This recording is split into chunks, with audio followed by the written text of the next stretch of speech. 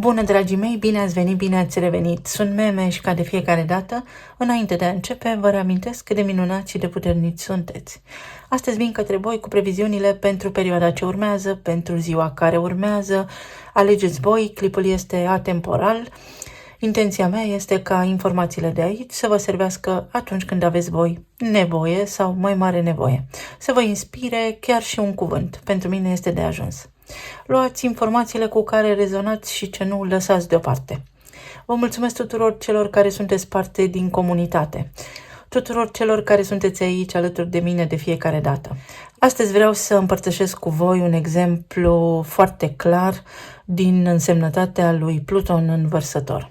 Pluton este planeta transformării.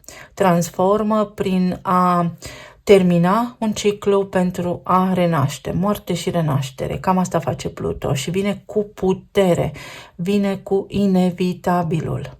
În timp ce Vărsătorul reprezintă masele mari de oameni, colectivul sau rețelele mari în general, libertatea, egalitatea, fraternitatea, unitatea și rebeliunea. Haideți să vedem despre ce este vorba pentru ca voi să înțelegeți și astrologia, dar și modalitatea în care suntem influențați de frecvențele planetelor, căci și ele sunt tot plasmă.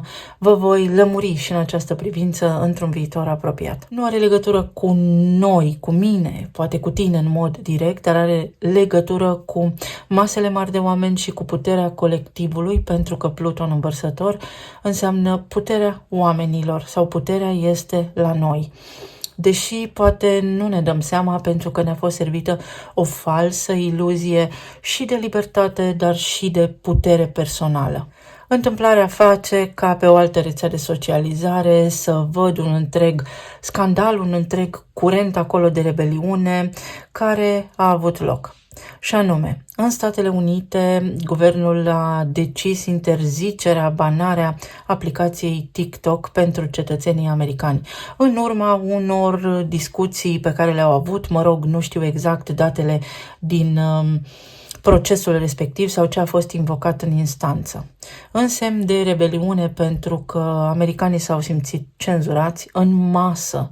Și când spun în masă, spun cu zecile de mii de oameni și-au făcut cont pe o altă aplicație similară TikTok-ului. Doar că de această dată aplicația respectivă este în chineză, aparține 100% Chinei și unui creator, unui om care a creat-o la nivel tehnologic. Se pare că în America discuția a fost ceva de genul: nu dorim ca o altă țară, o altă naționalitate sau ca guvernul chinez să aibă acces la datele noastre personale. În consecință și în semn de protest, toți utilizatorii TikTok, sau mare parte din ei, cetățeni americani, s-au dus benevol din proprie inițiativă și au spus: nu ne lăsați voi să facem acest lucru, lasă că ne ducem noi fix în gura lupului să vedem acum ce mai faceți pentru că nu aveți dreptate.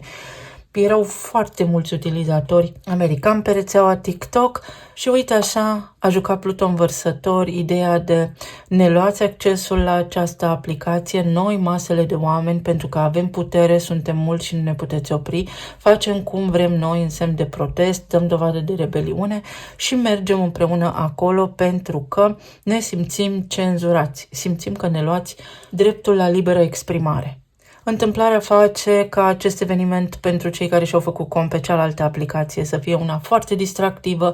A fost un schimb cultural foarte apreciat atât de cei din America cât și de cei din China, în timp ce cei din China au fost surprinși de valul mare de utilizatori americani sau utilizatori veniți din TikTok, pentru că nu au fost doar din America, și UK-ul și Irlanda și mult mai multe țări s-au dus pe acest curent către noua aplicație, au invadat practic spațiul celor care deja foloseau aplicația respectivă la nivel local.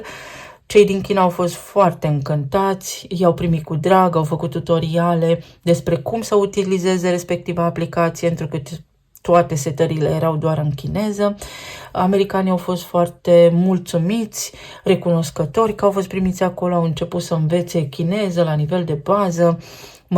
expresii diverse care să îi ajute. În egală măsură, ambele culturi au fost puțin surprinse de ceea ce regăseau în partea opusă a lumii, unii nivelul de trai, alții faptul că americanii au 2 joburi și așa mai departe. În fine, nu despre asta este vorba. Este vorba fix despre Pluton învărsător care spune: noi avem puterea să ne răzvrătim.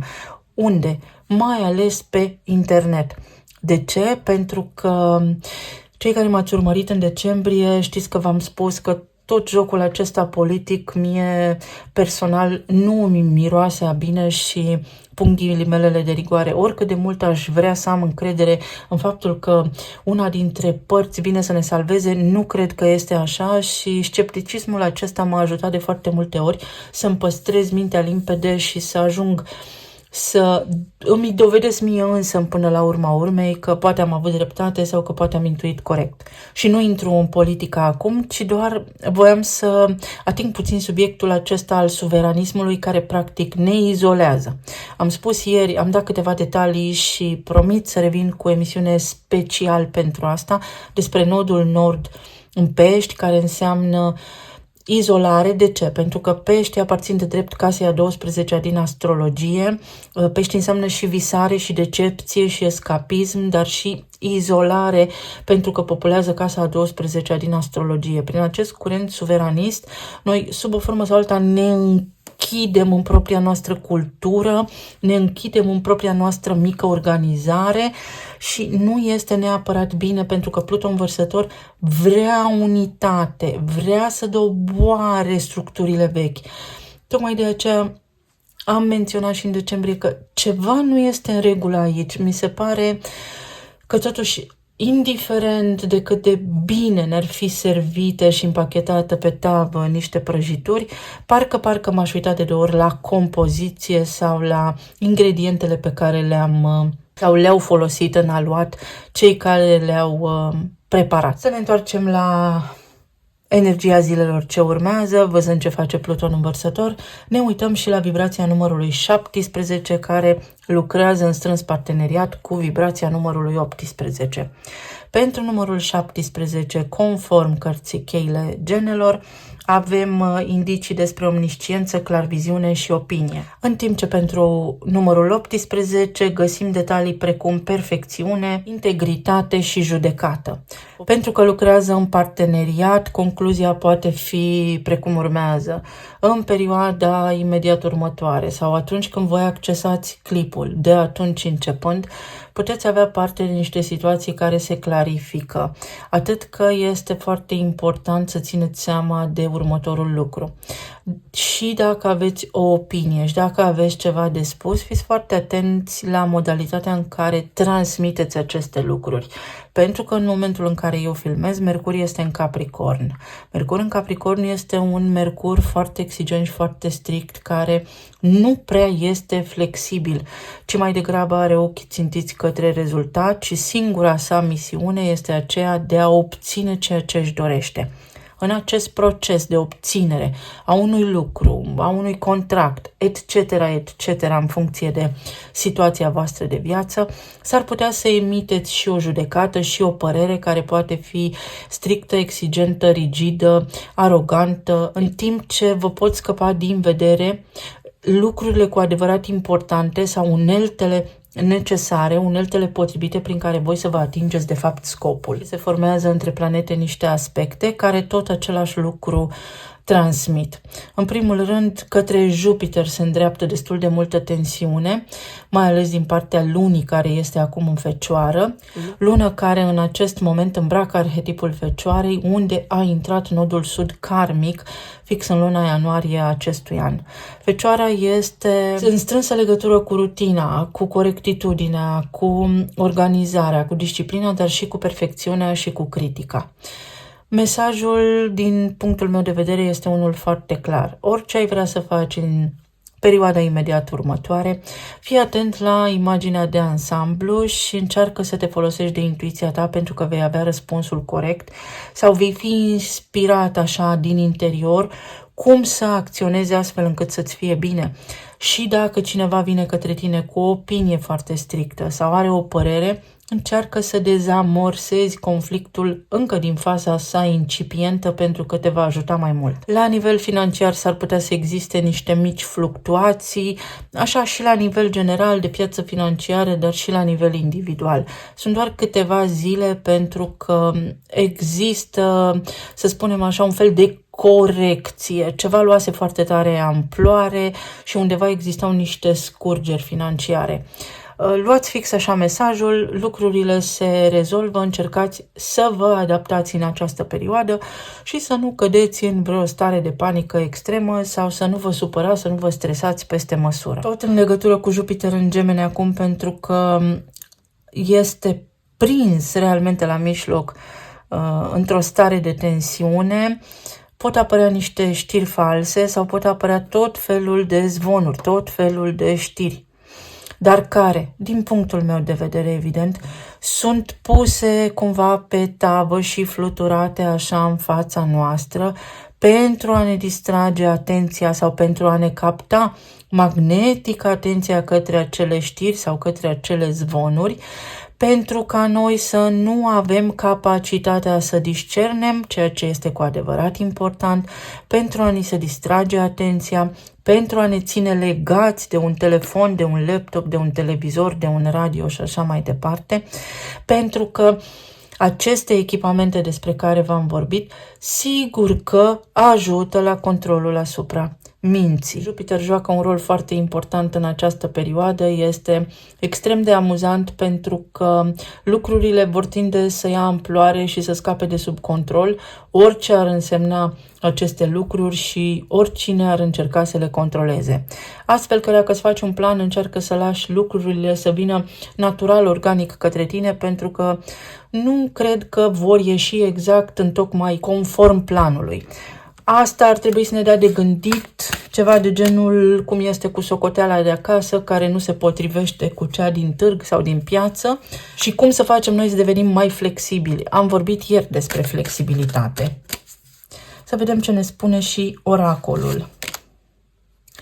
Vieți anterioare, și uite că este o diferență culturală, vedeți, fix ca în cazul pe care l-am explicat anterior. Aici avem o imagine care ne duce cu gândul către Regatul Unit, în timp ce aici avem o imagine care ne indică stilul franțuzesc. O diferență culturală. Ce este foarte important aici este numărul 25, care ne vorbește despre contractare, despre iubire universală, despre faptul că noi în zilele noastre ducem niște lupte, dar care au început sau datează din vremuri de mult apuse. Pentru că avem aici o imagine care reprezintă Regatul Unit și o imagine care reprezintă Franța, lezne de înțeles că gândul m-a dus către conflictul pe care Anglia l-a avut cu Franța, cel de 100 de ani. Se schimbă ceva la nivel de centri de putere, se schimbă cumva puterea în stat. Îmi tot vin în minte acum idei care au legătură cu ordinea publică. Să aveți grijă, să nu vă implicați în lucruri care v-ar putea expune unor riscuri utile, inutile, fiecare cum le consideră. Pe de altă parte, se pot clarifica în perioadele ce urmează, pentru că sunt mai multe perioade, așa lucrurile funcționează în cicluri, toate conexiunile acestea karmice, cum v-am lăsat și ieri exemplul în emisiune, niște lucruri despre care voi nu știți exact cum s-au întâmplat, dar care se reglează prin buna voastră voință, prin iubire, prin a face alianță de suflet cu cineva, prin a fi voi foarte buni, foarte corecți, pentru că avem în discuție acum sub vibrația numărului 18 cuvântul integritate. Fiți integri și veți rezolva foarte multe lucruri. Cinste, onoare!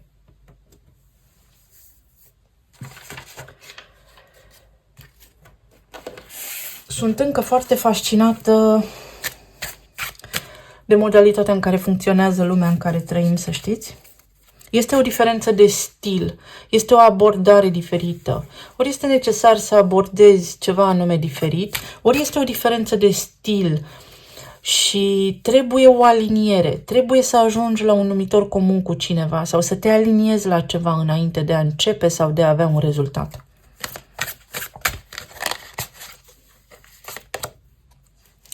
Numărul 17, ca prin magie. Pietre în drum. Cum să ieși dintr-un impas, cum să te deblochezi. Se deblochează atât la nivel individual pentru tine, în mod deosebit, cât și pentru noi toți la nivel de colectiv, lucruri foarte importante care ne-au ținut pe loc. Sau noi la nivel de structură interioară ne recalibrăm acum, ne refacem cumva energetic, urcăm pe frecvențe mai înalte, dar nu urcăm așa pur și simplu fără să facem nimic. Nu, sigur că este intenție în spate, este muncă, este conștientizare. Progres spiritual și creștere. Exact cum spuneam, sunt absolut convinsă că soldații de la aceleași vremuri, dacă ar fi putut, nu s-ar fi luptat unii cu ceilalți. Și fix ieri am citit ceva despre fratele lui Liviu Rebreanu, despre Emil Rebreanu și despre inspirația pe care a avut-o fratele său în a scrie Pădurea Spânzuraților. Muntele. O situație care se încheie și se încheie bine. Ai puterea să închizi ceva, ai puterea să faci ceva, ce ți-ai propus, ai puterea să faci un drum, ai puterea să rezolvi o situație importantă. Acolo unde ai avut niște întârzieri, acolo unde au existat neînțelegeri, poți aduce clarificări acum, poți face lumină, poți rezolva. Să știți că anul acesta, 2025, este sub energie feminină și așa cum vă spuneam și anul trecut, energia feminină din noi va ancora vindecarea, va aduce soluții în lume. Nu spun femeile, spun energia feminină. Să vedem zona relațiilor, planul material și emoțional.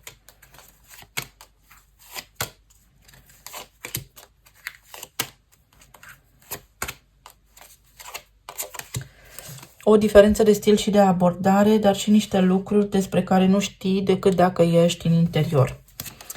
Să vedem pe zona de relații. Uite, șansa să închei o poveste tragică, șansa să închei ceva ce a durut, să faci pace cu trecutul, să accepti o situație și asta îți aduce ție foarte mult succes și vindecare. Pentru cei care sunteți în cuplu, depășiți un obstacol. Acolo unde nu vă ieșeau lucrurile. Pot fi treburi oficiale, pot fi chestiuni sociale, pot fi treburi care au legătură cu un angajament, niște treburi administrative se pot încheia acum pentru că găsești o soluție. Poate nu pare ceva colosal, însă este exact ceea ce tu ai nevoie pentru a reuși. Este exact ceea ce tu ai nevoie acum pentru a avea succes. Pentru foarte mulți dintre voi este clarificarea unor situații din trecut, pentru că sunteți la sfârșit de ciclu. Se închid niște cicluri. Tot ceea ce faceți în acest an, să știți că vă oferă vouă oportunitate pentru ca în anul ce urmează, 2026, să o luați de la zero. Asta nu înseamnă că se va întâmpla fix în anul 2026. Asta înseamnă că dacă voi închideți acum un ciclu, este ca și când puteți accesa în voi puterea magicianului, să o luați de la început, să faceți ceva nou. Poate însemna o persoană complet nouă în viața voastră sau poate însemna o împăcare, dar o împăcare la nivel mental, o acceptare. Este foarte spirituală, să știți. Toată energia, frecvențele pe care voi stați acum au de face cu încheieri karmice, să le spunem, pentru că așa a fost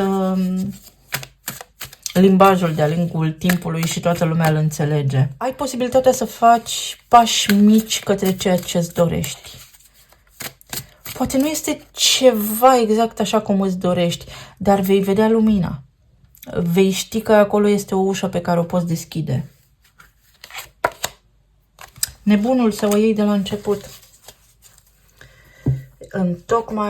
Întocmai. O șansă să ștergi cu buretele ceva, să închizi o karmă, să termini cu o durere, să te împaci cu cineva, să spui ce ai de spus, să fii auzit, să ți se deschidă ușa. Pentru cei care sunteți în cuplu, aveți o reușită. Ori împreună, ori separat, fiecare dintre voi în legătură cu interesul pe care îl aveți voi în această viață. Este o transformare aici. Și talent. Este ceva nativ, se întâmplă ceva organic, fără ca lucrurile să fie forțate. Prietenie. Tribul vostru de suflete. Ori vă ajută cineva din exteriorul casei voastre să aplanați un conflict, să rezolvați niște lucruri care au legătură cu familia voastră, pentru că îl avem și pe Marte în Rac în retrogradare. Fie un prieten foarte bun, acum vă poate deveni partener de viață. Fie începeți voi și partenerii voștri de viață să vă vedeți ca niște aliați, nu ca niște dușmani, să nu vă mai certați, să lucrați și să conlucrați la același obiectiv. Vă aliniați în cugetare și în simțire cu cineva. Foarte bună energia. Să vedem la nivel financiar ce se întâmplă. 4 de cupe, 3 de spade, regele de monede și 2 de bâte. Aici este un fel de rebeliune împotriva sistemului, pentru că tot este tema zilei, dar este și posibilitatea să planifici următoarea etapă. Nu ne putem îmbogăți peste noapte pentru că nu suntem lăsați și nu suntem lăsați pentru că există banii. Banii au fost inventați de oameni, înainte a existat trocul. Dacă bine mi-amintesc, am găsit un studiu de caz foarte, foarte interesant în ceea ce privește Argentina. Argentina a reușit să iasă din criza financiară prin troc. El Coralitos sau ceva de genul acesta se numește, de că n-am avut timp să-mi notez pe hârtie să nu greșesc și dacă greșesc oricum căutați voi. Au făcut troc și au reușit să se organizeze în comunități. Este ceva de genul acesta.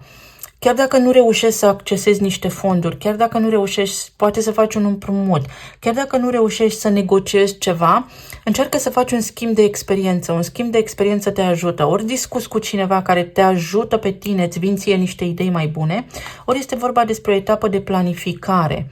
Nu este neapărat o perioadă să investim, ci este o perioadă în care să planificăm. Să fim cu ochii bine deschiși către ceea ce se întâmplă în jurul nostru pentru a putea evita o viitoare suferință. Această stare de apatie te apasă. Simți cumva că faci lucrurile degeaba. Nu este mereu degeaba. V-am explicat, cei care se simt vinovați, cei care sunt buni, eu vă spun așa, sigur că este mult mai complex de atât fenomenul, dar vă spun așa pentru ca voi să mă înțelegeți. Întotdeauna vor avea mai multe necazuri ca cei care nu sunt la fel de buni, dar care au mai multă încredere în ei, pentru că este vorba despre program, despre mentalitate. Aici este și o schimbare de mentalitate. Poți să schimbi mentalitatea din învins în învingător. De la învins la învingător. Din nou, 2 de bâte. O etapă foarte importantă în viața ta la nivel financiar, la nivel așa fizic. Este și o strategie nouă pe care o poți pune acum la cale. Regina de bâte. Prin energie feminină, folosește-ți intuiția. Asul de cupe, pentru că vei găsi răspunsurile. Ori te ajută o energie feminină, ori pur și simplu în tine este răspunsul și vei simți. Vei simți exact ce să faci astfel încât să reușești, să trăiești, să nu ai datorii. Datorii are toată lumea, dar să nu se dezechilibreze lucrurile atât de tare încât să intri tu în panică, pentru că de acolo nu se rezolvă nimic. Ori se termină o etapă de planificare și treci la o etapă de implementare, obții niște avize, ai făcut niște proiecte, începi niște proiecte, treburi de genul ăsta, te bucuri, te liniștești. La nivel emoțional să vedem ce avem. Absolut fabulos. 10 de cupe și 2 arcane majore, faetonul și eremitul. Înainte să acționezi, încearcă să înțelegi ce îți dorești. Foarte mulți dintre noi, foarte mulți oameni nu știu ce își doresc. Ei știu că vor să fie bine, nu știu și cum să ajungă la acel bine. După o îndelungă perioadă de analiză sau după foarte multe blocaje, uite că treci la etapă de progres. Se deblochează ceva, avansează ceva, te miști mai ușor, te îndrepți către o împlinire. Te împlinește ceva, te bucură ceva, fie la nivel medical, fie la nivel uman, așa, sufletesc. Este o bucurie. Poate fi în legătură cu o relație pe care o ai, poate fi în legătură cu familia ta, poate fi în legătură cu niște cheltuieli. Acesta este nodul sud din Fecioară acum. Încearcă să nu mai fii atât de perfecționist, fă ceea ce ai de făcut, dar în momentul în care ai o opinie, fii flexibil. cauți claritate. Doar fii și acționează. Fii, pentru că în tine este cunoașterea, cunoștință, recunoștință. Tu deja știi ceea ce vrei să afli sau crezi că înveți acum.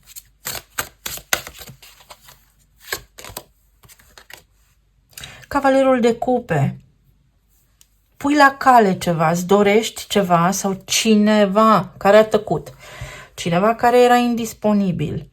Poate veni acum către tine și vine rapid. Vrei o confirmare, aștepți un răspuns. Răspunsul vine și te bucură. Indiferent ce aștepți, te bucuri.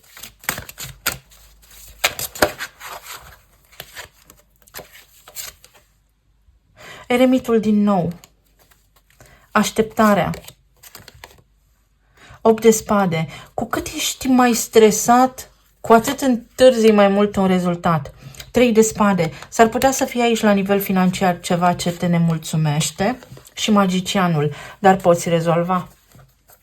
Ori te nemulțumește că cineva te plimbă pur și simplu cu vorba. Indiferent cine este acest cineva, situațiile de viață sunt complexe. Fie că ai niște treabă, fie că ai drumuri de făcut, fie că porți o conversație cu cineva, fie că ai foarte multe gânduri și nu știi ce decizie să iei, încearcă să te liniștești pentru că vei găsi răspunsul. Avem acele cuvinte cheie, omnisciență și clarviziune. Te eliberezi, vei ști ce ai de făcut și nu are sens să te stresezi atât de tare. Să vedem ce ne spun și talismanele.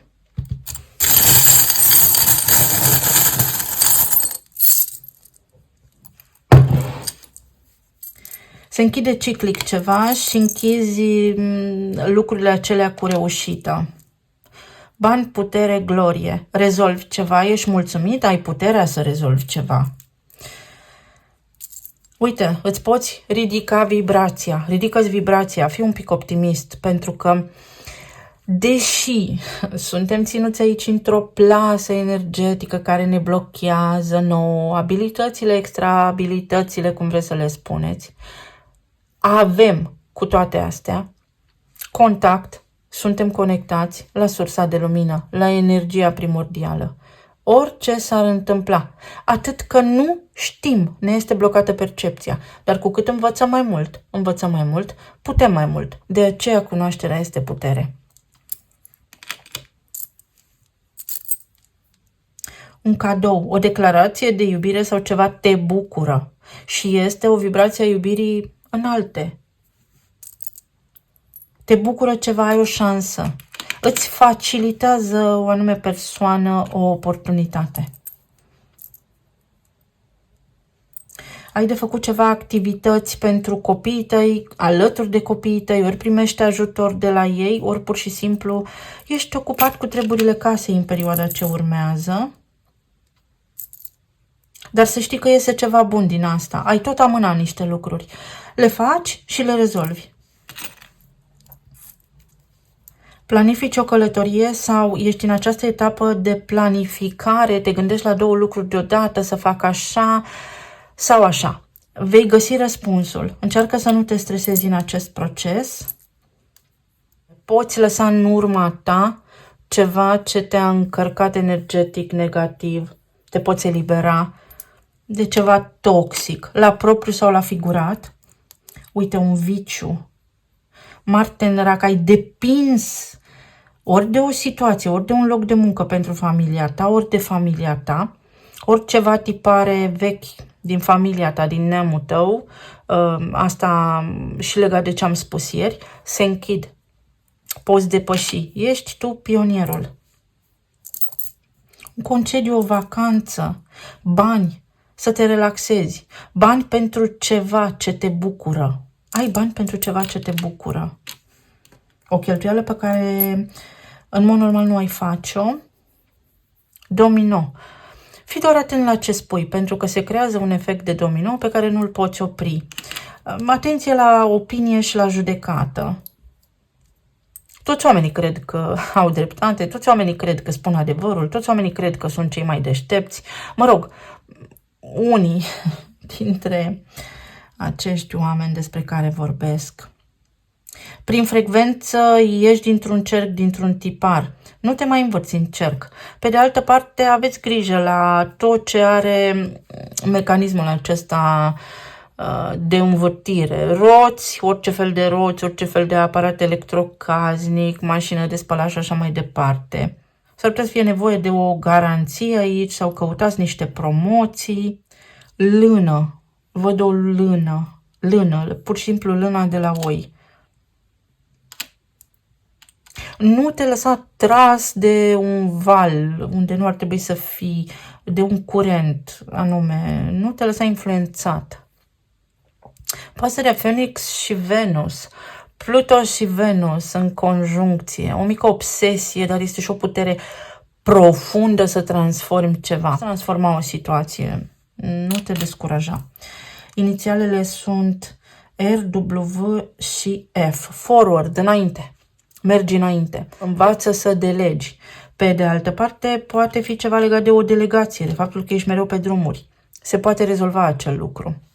Mergi la un târg, o expoziție sau uite-te bine în jurul tău pentru că ai diverse situații de viață pe care le-ai văzut la alții și găsești un răspuns acolo. Există un precedent de unde te poți inspira sau poți lua aminte ceva, poți învăța ceva din aia.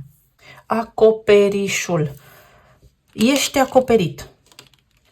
În sensul că ești în siguranță. Din nou, nu te îngrijora. Mulțumesc tare mult! Vă doresc să aveți o zi liniștită, minunată și să ne reauzim cu bine și data viitoare. Să fiți sănătoși și iubiți. Pa, pa!